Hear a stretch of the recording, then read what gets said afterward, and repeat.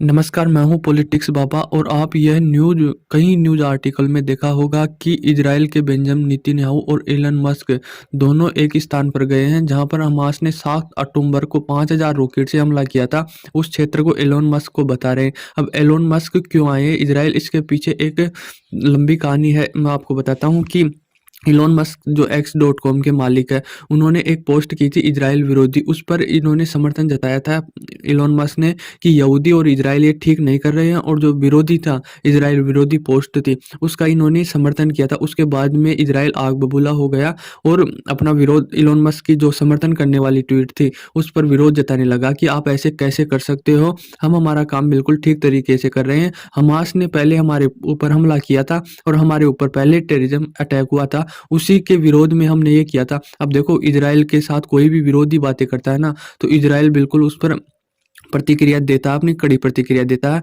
क्योंकि वह जानता है कि वर्ल्ड में हमारा कोई इमेज खराब तो नहीं हो रही है, कौन क्या कर रहा है हमारे। अब इलोन मस्क देखो, एक बहुत बड़ा नाम है, और जो भी ये ट्वीट करता है वह न्यूज़ छप जाती है। तो इजराइल कहीं न कहीं जानता है कि इलोन मस्क जो भी बोलेगा, उस पर विश्व पर प्रभाव पड़ेगा और कहीं न कहीं हमारी इमेज डाउन होगी। तो उसको काउंटर करने के लिए इलोन मस्क, जब ये विरोधी जो इजराइल के विरोध जा रहा था, तो उसको बताने के लिए, मतलब आप हमारे देश में आके देखो, जहाँ पर 7 अक्टूबर को हमला हुआ था, वह क्या हालत है, तब आप प्रतिक्रिया दीजिए हमारे ऊपर। आप वहाँ से ट्वीट कर रहे हैं कि इजराइल ऐसा कर रहा है, इजराइल वैसा कर रहा है। पहले हमारी हालत आके तो देखो किस प्रकार से हमारे ऊपर हमला हुआ। तो इजराइल ने इसको काउंटर करने की सोची है। अब इजराइल विरोधी ये पोस्ट तो कर दी। अब एक मुद्दा और आ रहा है, जो ट्विटर है, जो X.com अभी हाल में, उसमें विरोध, जो इजराइल के विरोध है उसके खिलाफ जा रहा, मतलब जो विरोधी पोस्ट है ना, वो ज़्यादा वो सर्कुलेट हो रही है, ज़्यादा पोस्टें आ रही हैं। मतलब फ़िलिस्तीन और हमास के तो समर्थन में आ रहे हैं और इजराइल के विपरीत आ रही है। तो इनका कहना है कि आप इस प्रकार की पोस्टों को कैसे समर्थन दे रहे हो, हमारी इमेज खराब हो रही है वर्ल्ड में, तो आप इसको रोकिए। और जब इलोन मस्क ने ये कहा, तो इलोन मस्क ने बोला कि यह स्वतंत्र भाषण प्लेटफ़ॉर्म है, इसको कोई नहीं रोक सकता।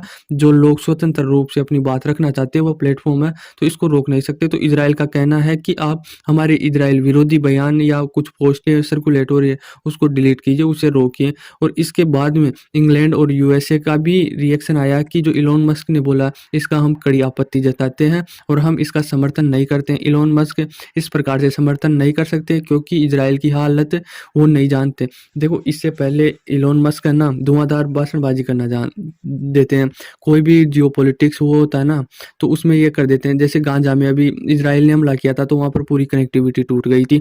तो इलोन मस्क ने बोला था कि मैं, मेरी जो स्टारलिंक कंपनी है, उसके द्वारा उसे सैटेलाइट से इंटरनेट प्रोवाइड करवाऊँगा। इस पर भी इजराइल ने काफ़ी आपत्ति जताई थी कि जो हमास के आतंकवादी है, वो कनेक्टिंग हो जाएँगे और इससे काफ़ी हमारा वो हो जाएगा, मतलब हम वो लड़ नहीं पाएँगे और वो कनेक्टिविटी होकर एक साथ आ जाएँगे आतंकवादी। तो इसका भी विरोध जताया था। यूएसए ने भी जताया था कि इसका गलत फ़ायदा आतंकवादी उठाएँगे, जो गलत पोस्टें और जो भड़काऊबाजी जो पोस्टें होती है उसको सर्कुलेट करेंगे। तो इसका भी वो करवाया था, पर इलोन मस्क ने नहीं माना और सैटेलाइट इंटरनेट प्रोवाइड करवा दिया। इससे पहले हम यूक्रेन और रशिया का वो बोलें, तो उसमें भी जब रशिया ने उस पर आक्रमण किया था, युद्ध किया था, तो यूक्रेन में भी कनेक्टिविटी टूट गई थी। तो इसको लेकर भी स्टारलिंक जो कंपनी है, वहाँ यूक्रेन में जो सैटेलाइट से इंटरनेट प्रोवाइड करवाती है, वहाँ पर इन्होंने भी सैटेलाइट से इंटरनेट प्रोवाइड करवाया था।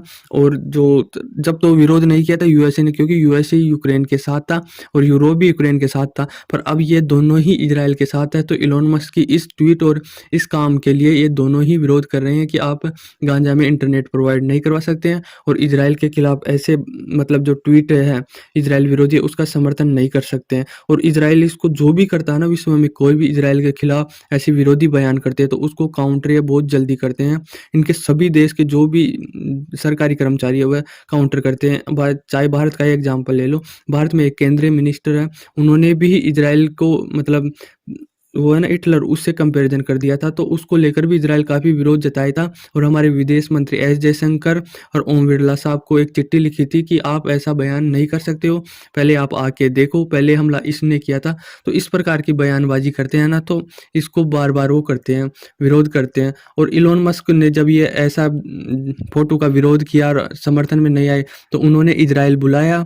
इजराइल के प्रधानमंत्री नेतन्याहू और इलोन मस्क, जहाँ 7 अक्टूबर को वहाँ पर हमला हुआ था, उनको दिखाया कि देखो आप इसके क्या है और आप किस प्रकार से हमें वो दे रहे हैं। सोमवार को यह गया था इलॉन मस्क वहाँ पर जो शाक्त नंबर को हमला होता है ना, उस स्थान का नाम किबुत्ज है, उसका दौरा किया और उसमें बताया कि आप देखिए यहाँ पर किस प्रकार नरसंहार किया, किस प्रकार से हमारी जो भी यहाँ नागरिक रहते थे वो किस प्रकार के हमलों से बचकर वहाँ पर गए हैं और कई मासूम लोगों की जाने गए इस हमले में। उसके बाद में हमने रिएक्शन लिया है और यह तस्वीर आप देख रहे हैं, यहाँ पर एक पालने की है, बच्चे छोटे बच्चे पालने की, उस पर किस प्रकार से ये निशान पड़े हुए हैं आप देख सकते हैं। तो इस प्रकार से नेतन्याहू ने बाकायदा इलॉन मस्क को इजराइल में बुलाया और बताया कि आप एक बार हालत देखिए, उसके बाद में जो फिलिस्तीन है, हमास है, उसके समर्थन में ये या ना हो समर्थन में तो हमारे खिलाफ ना जाइए।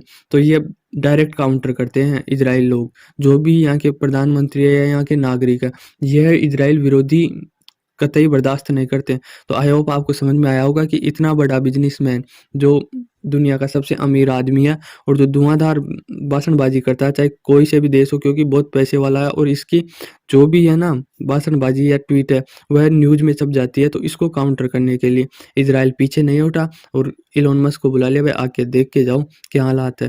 तो आई होप आपको समझ में आया होगा कि इजराइल किसी के ऊपर नहीं झुकेगा, किसी के साथ नहीं है, चाहे वो अमीर हो, चाहे अमेरिका हो, चाहे हमास हो। तो ये लगातार काउंटर करता है ऐसे विरोधी भाषणों को। आई होप आपको समझ में आया होगा। धन्यवाद।